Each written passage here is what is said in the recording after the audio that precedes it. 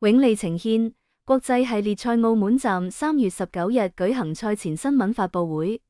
前美國大師賽冠軍塞吉奧加西亞、帕特里克瑞德、衛冕冠軍、2024年亞巡賽獎金王約翰卡特林及中國香港本土名將許龍一共同出席了永利呈獻國際系列賽澳門站賽前新聞發佈會。這場總獎金200萬美元的賽事是亞巡賽年度10場高級別賽事中的第2站，將於3月20日至23日在澳門高爾夫球鄉村俱樂部舉行。賽事今年更獲 R&D 認證，成為2025年英國公開賽資格賽。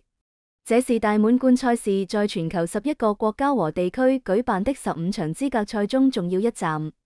本屆賽事雲集17名 LIV 高球巡迴賽實力球手及多名亞巡賽頂尖選手，排名前3的球手將直接獲得2025年英國公開賽參賽資格。大滿貫賽事定於7月17日至20日在北愛爾蘭皇家波特拉什高爾夫俱樂部舉行。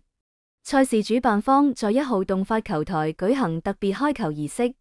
開幕式上，國際系列賽向澳門特殊奧運會捐贈25000美元善款，用於推動澳門體育人才的發展。